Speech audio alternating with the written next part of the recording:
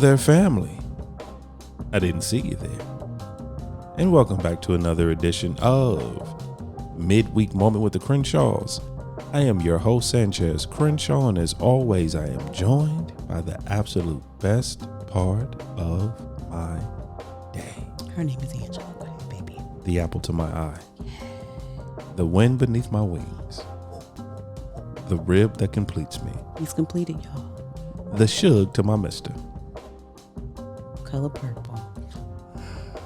You know, I'm just getting so good at this. I don't even know what to do with myself. No. First of all, you hesitated. I did and hesitate. you had to think too long. I did not, because when you said, I was like, ooh. That should have been automatic. No, that was so easy. I had to take a breath. It was so easy. Nah, dog, like, you didn't wow. catch that initially. Baby, Before I even it. finished it, you should have already been saying what that was.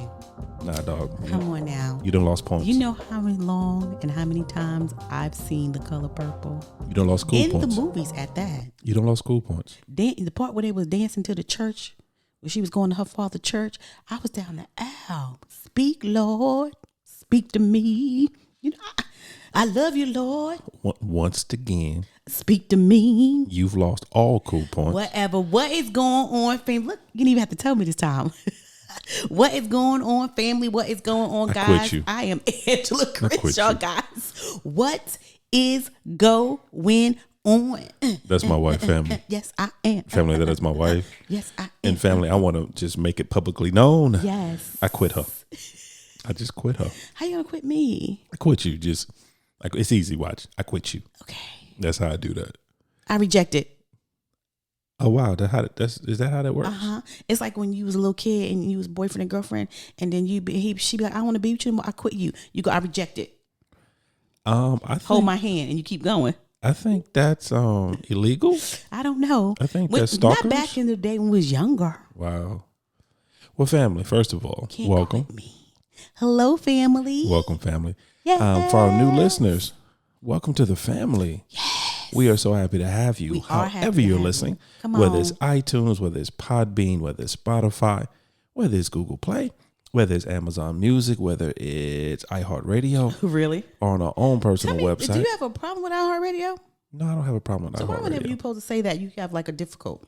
Once again, we've spoken about this before. Mm-hmm. It's a certain order in my head that I have to say them. Mm-hmm. And if I switch up the order, it throws it off. Oh, okay. Because typically I say Amazon before Google. Okay. So if anytime I say Google before Amazon, right, then at that point it throws off everything else. Gotcha. I see that. Okay. So once again, iTunes, Happy Wednesday, Podbean, yes, Spotify, Amazon Music, my God, Google Play, speak, iHeartRadio, on our own personal website at www.thecrenshawcorner.com. Yeah. Family, we welcome you. We welcome you guys. We are so thankful that you guys decide to listen to us. Like Cynthia said, however you found us, we are so happy for our new listeners. Thank you. You are officially family. You are officially family. Family. For our returning family members. See how professional I was just now? Very professional. It won't happen again. That was a one-off. Go ahead, it won't happen again. I'm going to be professional this entire podcast. Nah, I have no faith in that whatsoever. Well, carry on. Let's go to our returning. For our returning family members. Return us. You already know how we feel about you. Yes. Now, for our new family members, please don't misunderstand. Yes, please don't. Don't take offense. Don't take it personal. We love you. There is a special place in our heart for you. However, there's just something about those returning family members who've been with us for the last, 15 months? I think 16 months. So February made a year. Yeah. And then January, February, March, April, May, June, add another 4 months to 12. So that's 16. 16 months that we've been doing this. I am blown away by that. 16 months. We about to be potty trained. And you, what? That's crazy. 16 months, normally 16, 18 months when you start learning how to potty train. Okay. So we about to be potty trained. But your son said that's unfair. He said he was potty trained. Talk about that right now. I'm just saying that's what your son said. But anyway. So family, we just, for the family that's been sticking with us, who've been with us day in and day out for the last I'm going to say it again, 16 months. Just thank you guys. Thank you guys we truly appreciate you. We thank you. We are honored. We are humbled. Blessed. The fact that you listen, the fact that you continuously listen. Tell friends and that you tell friends and friends tell friends, and it's just amazing, and we thank you. I'm so thankful. Seriously. And as always, welcome to the cookout. Yes. Make sure you bring some aluminum foil so you can what, babe? Bring something. What? Wow. What? That's only our catchphrase. We only say it every time. Is it really though? We're gonna Let's try rewind. it again. Let's try it again because I was thinking of something else. That never happened. That never happened. Family, that never happened. You never heard that, family. You didn't hear it. So family, once again, welcome to the cookout. And like family, welcome. No, you just made it worse. Family, welcome to the cookout. Make sure you bring your aluminum foil so you can what, babe? Take something with you. So you can take something with you. Family, you can already tell what type of episode this is going to be. Take something with you, family. Take something with you. Yeah. So for a Crenshaw nugget. A Crenshaw nugget, if you will. Because I knew you was going to say that. Yeah. Yes. So family, for our new family members who heard my wife just destroy our catchphrase, and you asking yourself, what does that even mean? So sad. It's really simple, family. With the Crenshaw Corner, for the most part, you kind of never know what you're going to get. Absolutely. For the most part. Sanchez will go down a rabbit hole, guys. Seriously? And he'll keep going and going and going. And I'm always the one that has to bring him back. I'm not the one that messed up a catchphrase that we say all the time. That wasn't me. I was looking at you, checking your sexiness out, and then I just got caught up. Actually, you were looking off to the left when you said that. No, I'm to your right. I was. Don't even try that. It's okay. I don't think I was though, babe. No, you were. Because I was looking at you as you screwed up the line. You really? Do you think it was a screw up more than a mistake? I mean, I don't like the word screw up. I think that's not nice, baby. Package it however you want to. Okay, I like to package it differently. Whatever I don't rapping, want to package it different. Can you package that differently for me? Whatever rapping you want to use. I don't like screw up. That makes me feel very, I don't know how that makes me feel, but it's not good. Did I make you feel some kind of way? Yeah. Can you package that some kind of different way? Baby. For your misstep. Yeah. I like, you like that better? Yes, I love you. Thank you, babe. So family, once again, what does it mean? You're walking language. Say the word. It begins with a T. Say the word. Go ahead. It begins with a T. Say the word. No, it's not a dictionary. It's a thesaurus. There you go. There you go. I was trying to say a language thesaurus, but I couldn't get the word out. And because in my mind I kept going, I cannot be online saying that word incorrectly. So I didn't know what to do. I was stuck. But thank you, babe. As you can see, family is going to be one of those episodes. I feel great now. Yeah. I feel great. But to get back to the initial, because get back. We're only 74 minutes into this. We're not even done with the opening yet. I'm back. So family. Yes. It simply means this, as my wife so beautifully put it. Thank you. With her, she will go down a rabbit hole. The beginning topic may not be the middle topic. Yeah. And that final topic may not tie into anything we talked about throughout the entire episode. But we have good intentions. But the intentions are always good. And our prayer is that you have an aha moment. A different perspective. Yes, we do. The one thing that the Crenshaws always try to do, we always try to give you a different perspective. Am I messing you up? No. Okay. A different way to look at things, if you will. Mm-hmm. So with that, we say, take something with you. Yeah. Take a different perspective. Take a nugget. Take that aha moment, that revelation, if you will. So as you're going about your week, as you're going about your day, you may have that. So that's what they meant. So, okay, now I see. So we say, bring your aluminum foil. Mm-hmm. Take something with you. Yes. Now, family, I'm going to finish the opening. We're only 38 minutes and 92 seconds into the opening. We are not. Family, we consider ourselves an interactive podcast. We are. What that means is that we can be found on the socials. Mm-hmm. We're on Instagram. We're on Twitter. We're on Facebook. All in the Crenshaw Corner. And, of course, you can email us at any time at thecrenshawcorner@gmail.com. Once again, thecrenshawcorner@gmail.com. You didn't think I could do it, did you? What, be quiet for that moment? I didn't say we was Instas, bookers, or that we tweet. But yet you still find a way to say it. And since we're here, though, we are Instas. But yet you still find a way to say it. I kept my eyes closed and everything while you were doing it. I was say nothing. Here's what we're going to stop doing, though. Yes. We're going to stop making up stuff. What am I making up? Insta, not a thing. We are Instas. Bookers, not a thing. We are bookers, people. Now, people do tweet. Yes, and we're not Twitters. We Twitters. We're not Twitters. I think it's caught on. No, it hasn't. Okay. It's not a thing. Okay. All right. You're trying to make it a thing. I'm not trying to make it a thing. I just think that it's I really believe that is people are saying it. No one's saying it. Okay, I'm gonna ask my family. No one's saying it other than you. I'm You're gonna the ask only the family. one. Do they think that they're instas? You're the only one. Okay, saying great. You're We'll the get only back one. to that. Hi, honey. Hey, baby. So, How are family, it is you? Wednesday. I am well, babe. It's Wed. It This is week Wednesday. is going by fast. Yeah, it is hump day. It is Wednesday. But guess what? It's even what? It's even the last day of the month. Mm-hmm. Not the last day, but last Second Wednesday. to the last day of the month. Right. For us. For As far as recording. Yeah. So this is the last episode of Crenshaw Corner for the month of June. This is the last midweek moment for the month of June. Yeah. And then in July, we start something entirely new. I'm excited. I am too. I would be more excited if I really knew what we were doing, but it's okay. First of all, family, I just want to say this real quick. I got to get this off my chest. Get it off your chest. Get it off your chest. It's been 15 months, family.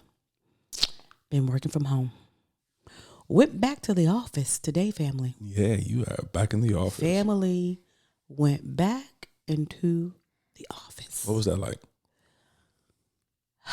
You know, it was like, because I called you, told you I wanted to quit. I called him, was like, "Babe, I can't do this. I can't do it." So for the new family members, give them just a little bit of background behind that. Okay, well, I work for Mecklenburg County. As my mama said, good government job. Government. Who says that? Good government job. You got a good government job. But anyway. That's what them old heads say. And so we have been closed to the public and everybody for 15 months, and I've been working from home. And they decided, I don't think they took a poll, but they didn't poll anybody, but they decided that we would go back. Yes, today actually. Yeah. Today. It's a very sad day. It's a sad day. It's a sad day. What was it like for you? What's that transition been like for you? Yesterday and today. I don't know which one I want to count. But anyway, what happened, baby? See, you're so busy talking that you didn't hear what my question. Because I'm still devastated by that. But anyway, go ahead. My question to you was simply, yes, what has that transition been like for you? You know what? Because actually, you know what? I know we're going to talk about something, but actually, I think this is a good topic, good conversation to have real quick. Because the world is opening back up. Yeah. So we have family members right now that's been working from home for an extended period of time.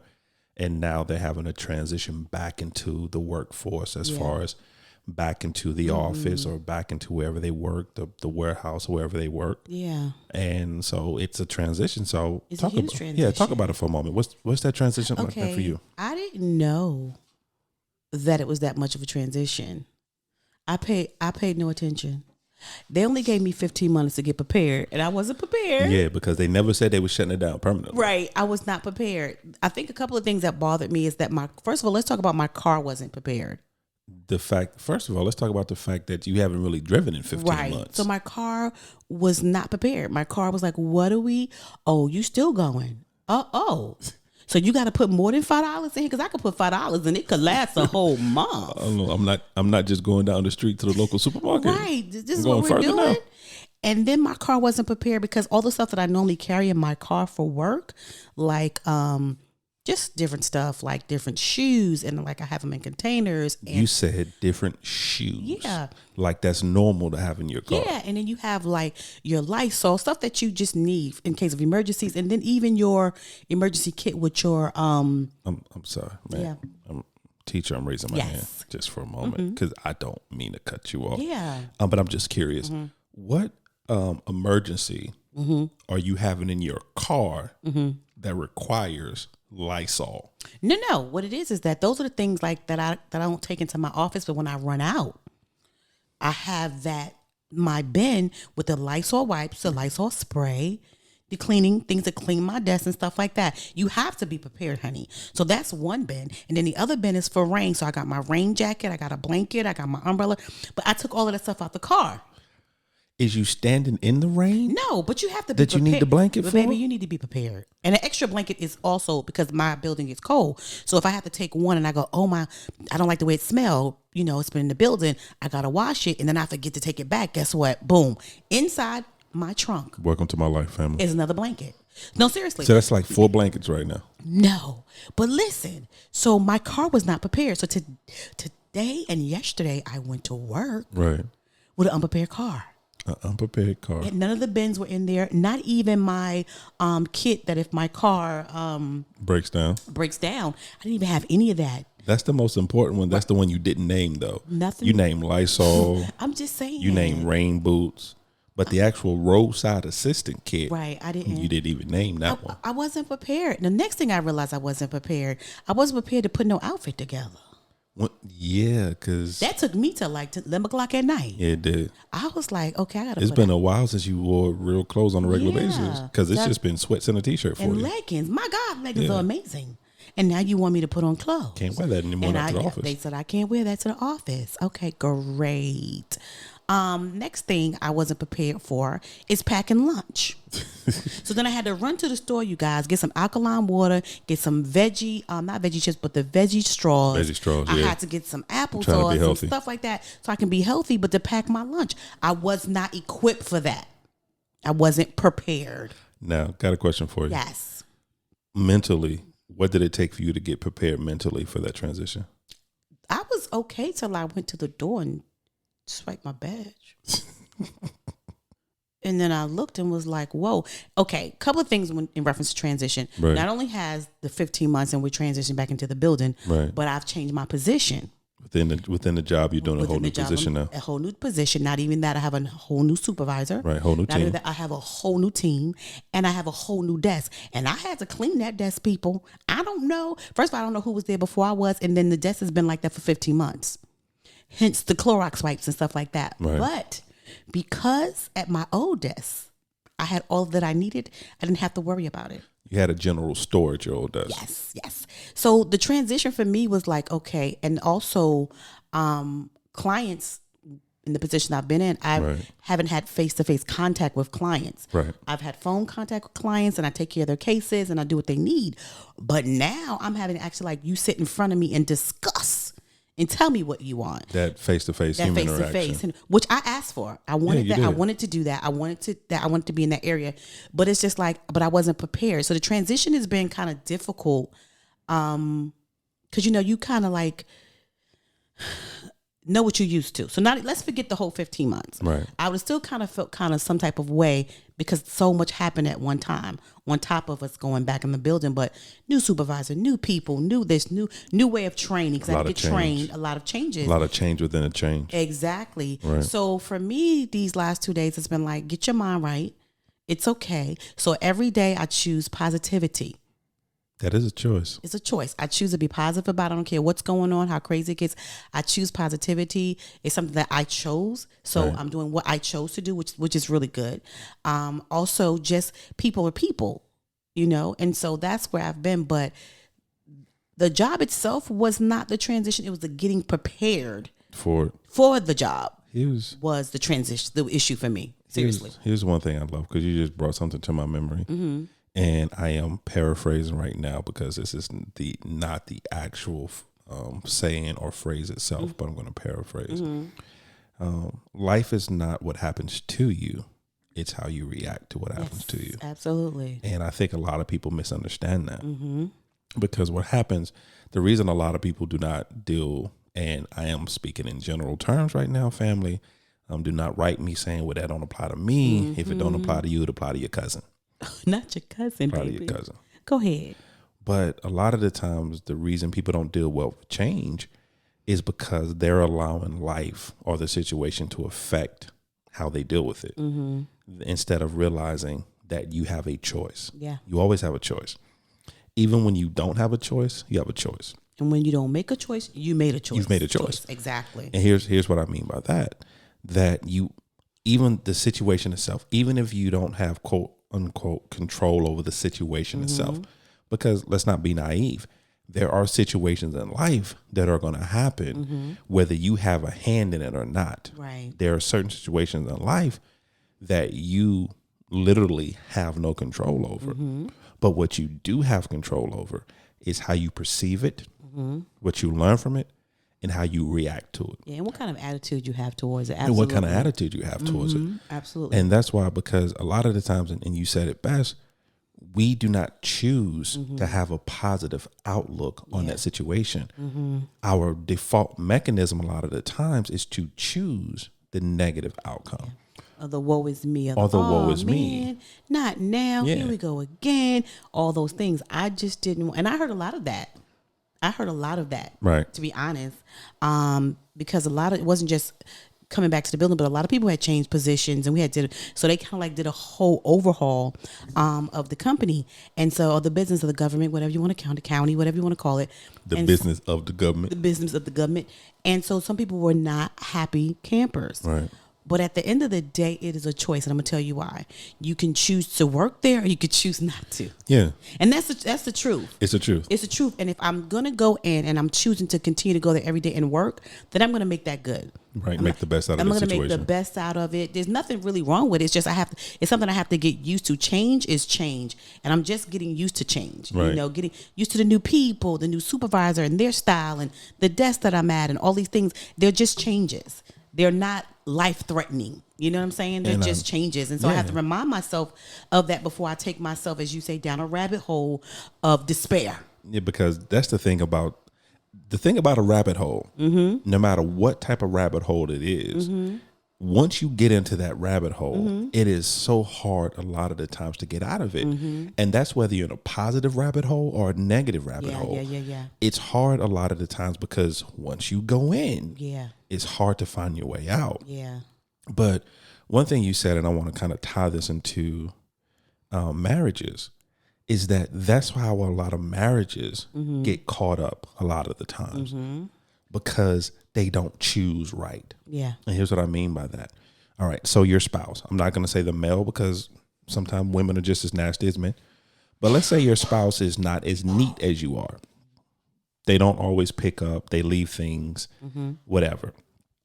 And you're always beefing about it. You're always fussing about it. You're always making a big deal out of it. You have a choice. You're either going to pick up the socks or you're not. If you choose to leave the socks there, move on with your life. Right. If you choose to pick up the socks, move on with your life. Yeah. Have a conversation. If they choose not to pick up their socks, move on with your life. I think you have to say to yourself, is that a battle that I really want to Yeah, fight? is it really worth fighting? Is it really worth? I want to, because for me personally, I like to store my battles. Okay, hold on to my weapons of destruction. So that's too small for me. Socks and stuff like that. That's little. I don't want to talk about that. I just put them on I just pick them up, put them in the bed with you, put them on your side. I mean, that's fine. I sleep with socks. You're not that person, but if you were, I'd be like, okay, you're gonna sleep with these socks. But I know that may seem minuscule, but everything's a choice. Yeah. Everything's if you have a bad, I'm gonna be honest, and family, you may not like this, but I'm gonna be honest with you. If you have a bad marriage, it's because you chose it.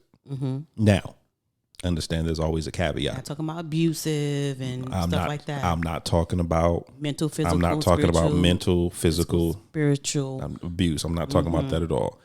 I'm not talking about that you knew this person was a cheater and you married them anyway and they still cheat. That's not what I'm talking about. I'm talking about the everyday. I'm talking about the everyday life. Yeah. I'm talking about the everyday marriage who is just not going well. You always find yourself arguing. You always find yourself in disputes. You always find yourself not liking each other. It's because collectively as a married couple, you guys have chose not to have a good marriage. No, I think too, what you guys have chosen is to sweep the real issues under the rug. Yeah. And act like they're not going on. So that kind of swings me into, because we went down a rabbit hole just now. Yeah, because this is not the topic we wanted to talk That's about. not what we want to talk about. Somebody asked us a question. They did. And we wanted They have a tendency of doing that. Yeah, and we want to address the question. We're not saying we have a perfect answer for it, but we can Not at all. discuss it. The question is, do you want to, with your spouse, is it your preference? Our preference is, I want to get this right because I didn't write it down, to wait till your spouse has his own or her own dream and then bring your dream after they've successfully done theirs? Or is it better to just keep yours in the back burner and not do it and let them have theirs? Or is it better for you both to be going after a dream, knowing that if you both go after the dream, that you may not see each other as much? I'm paraphrasing, but basically that was the question to us. I got you. Which was kind of weird because I was like, okay. I got you. So do you sacrifice for basically what I heard you say, and correct me if I'm wrong, do you sacrifice for your spouse's dream or do you both chase your dream together? Is that basically? Basically. Because basically what she was asking was, okay, I have a dream and my spouse has a dream. Right. But right now, I'm willing to put mine on the back burner for my spouse to go after his. And then once he is to the height of his success, Right. then I will begin to work on mine. Or, so that's basically what it's saying. Or do we both go after it knowing that we may be ships passing in the night? Right. Because that's a lot of couples' fears, that we're going to be ships passing in the night and that we'll be in limbo or we won't have a relationship or even see each other because we're both going after the dream. Got you. For me, was that my question? No, that's what I'm just paraphrasing again. Right. Basically. But I'm saying, do you want me to? Do you want to go first? Do you want me to? I just want to say you can go, but I do want to say this. That is case by case, to be Right. honest, and that's marriage by marriage. Right. But I do have a thought. I'm gonna let you see what you have to say about it. But there is a thought process. Okay. You know. Well, what I was going to say is that it first starts with something that we always talk about. It starts with communication. Please communicate. First of all, you have to sit down and you have to have an honest dialogue about where you are, what you really want to accomplish. Is this something that, have you actually done the research on it? Where are you with it? And that's an individual conversation you have to have with yourself. But the husband and the wife they have to sit down and have that conversation and really plan this thing out. Yeah. Because it can, to be honest, it can go either way. Yeah. It's tricky because here's the thing. If you don't have an honest conversation, 5 years down the line, there becomes some resentment. And then the other spouse look at you like, I never asked you to put your dream on the back burner. Yeah. You know what I'm saying? And now you're really angry and you're really upset and your feelings are hurt because you knew what my dream was and you saw that I did it, versus having real conversation. Say, okay, so how you want to do this for 5 years? Because I think so too. It's kind of like having having a time frame for that thing. Doesn't mean that it'll be completely successful in 5 years, but you do need to have a time frame. It's almost like your adult children coming home and you don't say anything, and next thing you know, they've been in your house for 10 years. Instead of saying, you know what, okay, I'm gonna give you 2 years to get yourself together, and after 2 years you have to go. And I think sometimes that's the first thing, because we take each other for granted as married, as a husband and wife or significant other, because we're not having that real conversation. Okay, this is your dream. How is this going to impact me? How is it going to impact you? How is it going to impact our family? How many years are you willing to do this? How many years are you talking about me waiting? Those are the conversations that you really have to have. Yeah, you have to, because in marriage comes sacrifice. In The give and take. In any effective relationship, in any healthy, effective relationship, whether it's parent child, whether it's best friend, whether it's whatever relationship it is, in every relationship, there has to be a level of sacrifice. Yeah. So the first thing you have to know. As my mama say, the give and take. Yeah, the give and take. But the first thing you have to know is, what am I sacrificing? So you have to start with that conversation. Yeah. You have to start with, okay, so what is the plan? What are we working towards? Right. Because that's the thing. I like that. What are we? Right. Not you, even though you're the one that's going first. What are we working towards? Because the only way it's going to work is that, even if it's not the other person's dream, they both have to work towards that particular dream. Absolutely. So it can work. It can work either way. It can work with one spouse chasing while another spouse kind of sitting back, or it can work with both spouses chasing. Right. But you have to know what the cost is. Yeah. Because a lot of the times as married couples, we want to pay a cost, right, but we don't know what it is. We don't know what that cost is. Right. We can handle it, but what can you handle? You don't even know what this is yet. It's like going into a high-end restaurant. There's no prices anywhere. The waiter or the waitress just doesn't tell you the price. It's not on the menu. It's not posted anywhere. And you're just ordering any and everything you want off the menu. And then when the bill comes, you washing dishes, right? Or they calling the cops on you, right, because you don't have the money to pay for it, right? Because you didn't know the cost walking in, right? Exactly. And that's what a lot of married couples do. They sit down and they go into a situation and they just do things without knowing what's the cost and whether or not they're financially able, whether they're emotionally, physically, mentally, spiritually, equipped to pay that cost. I think too, what happens is, I don't think it's intentional, but I do think because they're like, we're gonna do this, and they're so excited that they just go without thinking about the cost sometimes as well. So it's not like I don't care. It's like, let's just do it, and then but just doing it without a plan is trouble. Yeah.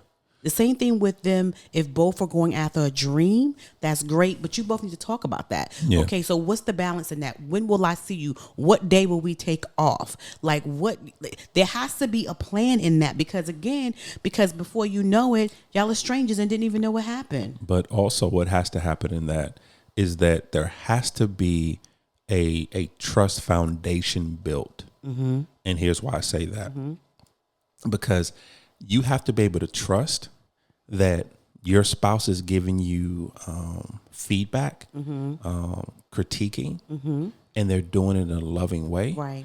Because you're on the same team. You're on the same team.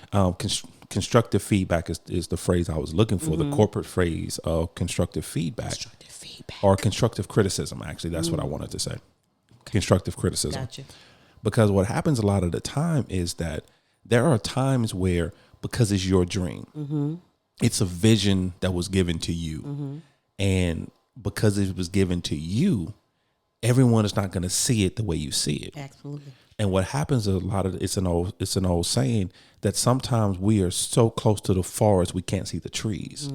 So sometimes you're so close to your vision and you're so close to your dream that you don't always see all the obstacles, or you don't always see some of the missteps that can be there. Yeah. So that's where your spouse comes in, because if you've built that relationship or that trust foundation, then you know if they come to you and they give you some constructive feedback or constructive criticism, it's actually coming from a place of love, a place of edification, a place of trying to help you grow, and not a place of, oh, you just don't want nothing from me, or, oh, you're jealous, or, oh, you don't want me to succeed. That's why the communication has to happen, and you're not sweeping everything under the rug. I think the best thing, I'm hoping we're answering her question. The best possibly, the best thing that we can do and tell you is to first communicate.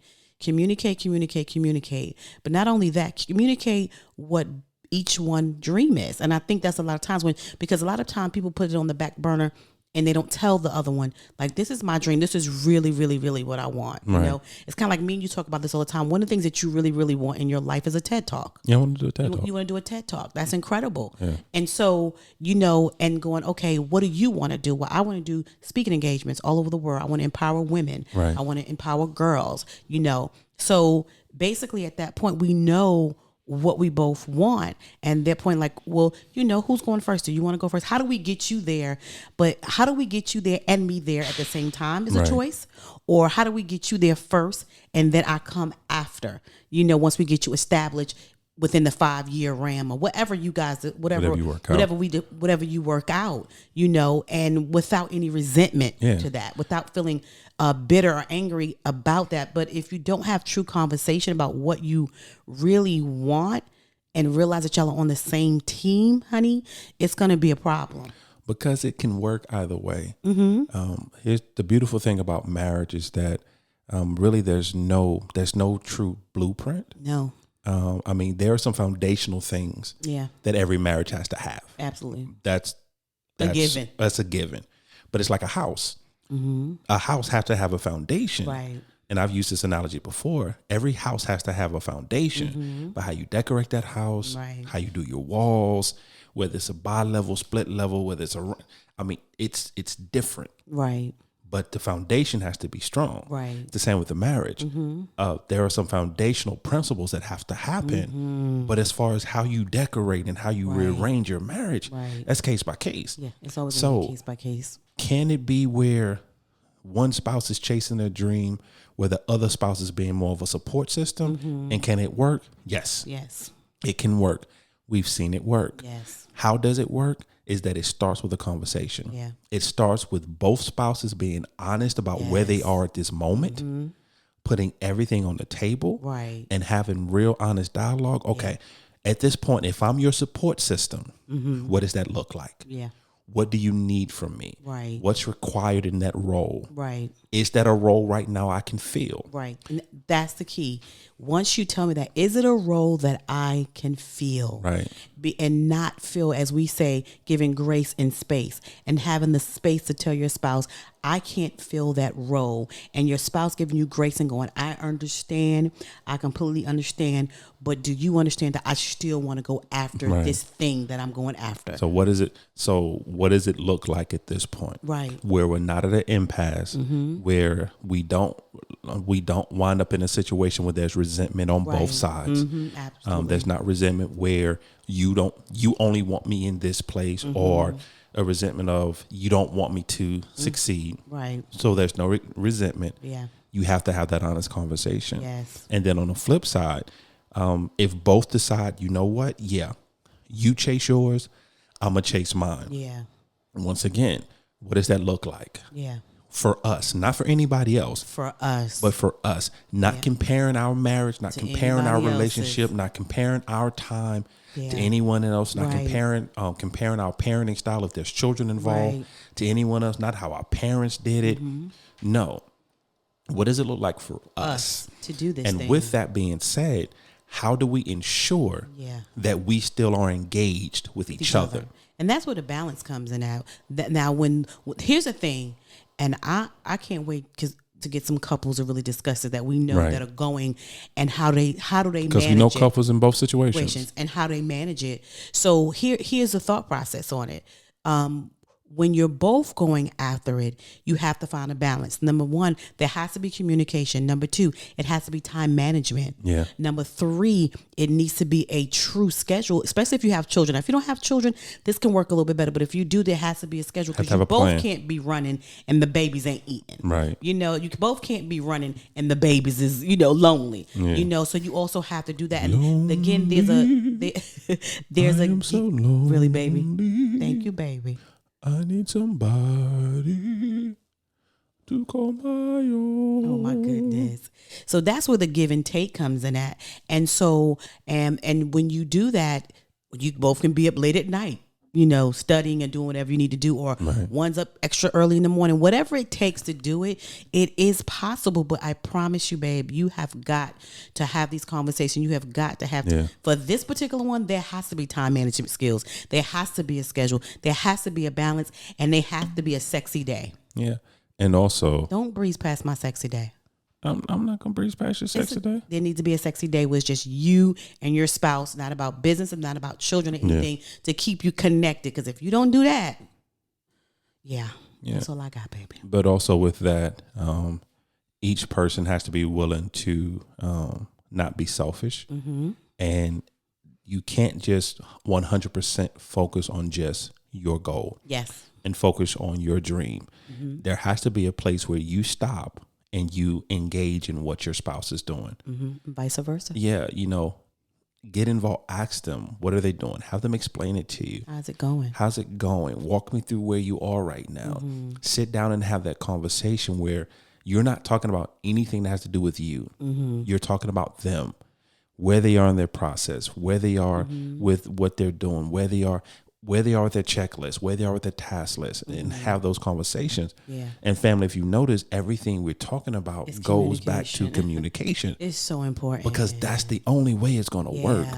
I think that's the only answer that we can really give. It fits every scenario. Because as we're saying and as we're talking, again, it goes back to, babe, honey, this is your answer. Communication and being honest and be honest and says, whichever one, if you decide to both go at it, communicate what that's going to look like. If one decides to sit and be a support system for now and vice versa, you're still going to have to talk about that. And be an adult. Yeah. And have adult conversation where you put your big boy and your big girl pants on.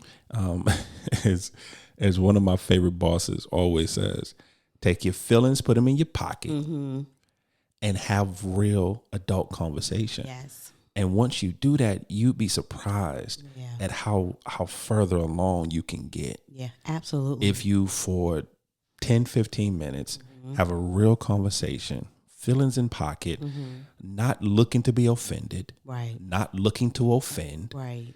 not talking, not listening just to respond. And not talking at each other. Yeah, but actually listening to understand. Because I wish people would understand there is a difference. There's a huge difference. There is a difference from listening to understand and listening to respond. Yeah. Because when you're listening only to respond, you're missing the point. You're just picking up bits and pieces.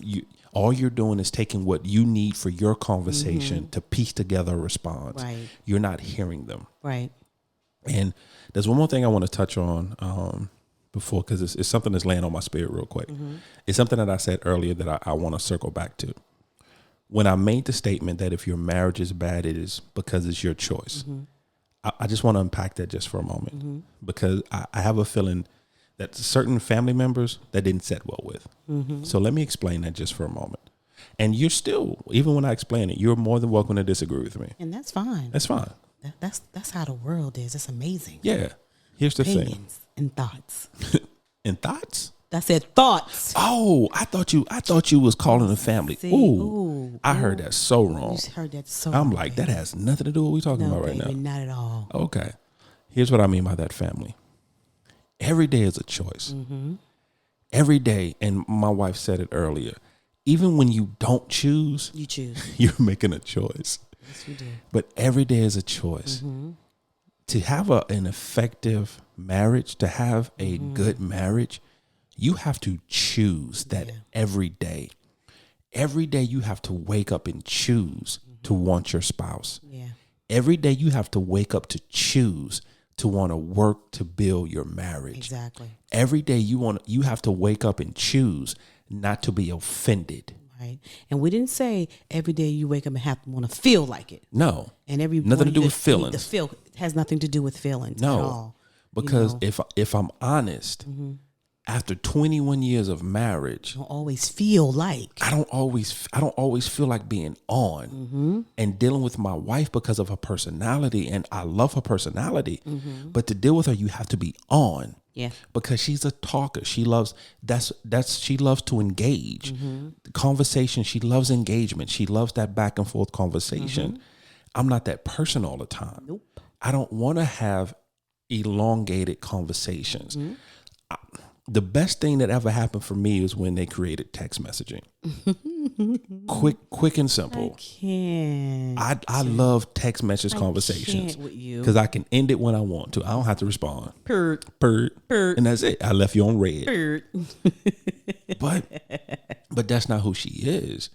And so no, every day, and my wife gets up early in the morning and wants to talk. Before the sun rises, she wants to have meaningful conversations. I'm not that person all the time. That's okay. And that's okay. But I choose. Right. Every day I choose. Not what I feel, but every day I choose. Every day I choose to love Angela. Every day Angela chooses to love me. Every day Angela chooses to give me grace and space. Yeah. Every day I choose to give my wife grace and space. Yep. So when I make the statement that, and once again, certain caveats, there's certain things that are non-negotiable. Not talking about abuse, not talking about anything like that. What I'm talking about is just, you're not getting along. You're disagreeing. You're having different perspectives. You're not seeing eye to eye. No, the everyday things that marriages go through. Yeah. How long do you let that go on? How long do you let that go on? 4 or 5 days before you have a discussion. Sometimes it's okay to go like, pineapple, we're not going to discuss this right now. We need to get back to it, and that's fine because that's our word. But how you choose to treat the rest of your day with that situation, does that one situation make the rest of your day bad, or does that situation make your marriage be like, you know what, this is just a bad marriage? One argument, one disagreement, and your whole 21 years has been bad? I don't think so. So, and that's why I say it's a choice, family. You have to choose to want to have a healthy marriage. You have to choose to want to have a healthy relationship. Yeah. You have to choose to want to love your spouse. You have to choose to want to be married. Yeah. These are choices. And it starts with you. It starts with you. You need to choose. You know, that not putting over, well, if he don't act right, I'm not going to act right. No, that's not how that's going to work. You choose to be the best you, the best wife, the best husband, the best you that you could possibly be. Because I'm gonna get biblical just for a moment. Not biblical. Biblical just for a moment. Biblical. God doesn't love you based on what you do. Mm-hmm. God doesn't love you because you were perfect that day. Mm-hmm. God doesn't love you, and God doesn't do things for you, and God doesn't open up something for him. Yeah, God doesn't open up doors for you, and God doesn't protect you, and God doesn't cover you with conditions. He doesn't do it. He loves you unconditionally. God does it simply because he loves you. Mm-hmm. And that's how we have to treat our spouses. Yes. It's my attitude. It's not easy now. Yeah, it's not. It's easy. My attitude doesn't dictate whether Angie loves me or not. Mm-mm. Whether I talk to her, whether I have an in-depth conversation with her at 4:30 in the morning. It's 5:30. Thank you. At 4:30 in the morning. 5:30, people. It doesn't dictate whether or not she loves me. Mm-hmm. And whether or not I pick up my socks off the floor doesn't dictate whether she loves me. He's sleeping with the socks if he does it, people. I'm just saying. So all I'm saying, family, is this. Choose. God chooses to love you right where you are. That's the least we can do for our spouses. Mm-hmm. That's the absolute least. That's the bare minimum. And as you do that for each other, you continue to grow in your marriage. So again, I don't know. Hopefully we answered your question. The question is really simple. Yes. The answer is simple. Have a conversation. Have a conversation. Communicate. Please communicate. Communicate and see what works best for you. And not just one time, this is what we're doing. I need you to do some communication by checking in. Yeah, it's an ongoing conversation. It's got to be an ongoing conversation as you guys go forward on what you're trying to do to live your best life. Absolutely. Well, first of all, this wasn't a moment. No, it was a little longer than a moment. It was longer than a moment. It was an elongated moment. What's your final thought? My final thought is I'm going to actually keep it really simple. Oh, my gosh. You said this every time. I really am. Choose. Mm-hmm. That's it, family. Make a choice. My final thought is communicate daily, monthly, weekly, whatever it takes, whatever's comfortable for you and your family. But even if you don't feel like doing it, still communicate and still check in with each other while you're pursuing your dreams. I love it. Yeah. So family, as always, we thank you. Thank you. Family, we thank you for listening. However you're listening, whether it's on iTunes, whether it's Podbean, whether it's Spotify, whether it's Amazon, whether it's Google Podcasts, whether it's iHeartRadio, on our own personal website at www.thecrenshawcorner.com. We thank you so much once again for listening. We consider ourselves an interactive podcast, which means we can be found on the socials. Yes. We're on Instagram, we're on Twitter, we're on Facebook, all under Crenshaw Corner. Insta. And of course, you can email us at any time at thecrenshawcorner@gmail.com. Once again, thecrenshawcorner@gmail.com. Yes. Family, as always, welcome to our journey. We love you guys. Bye.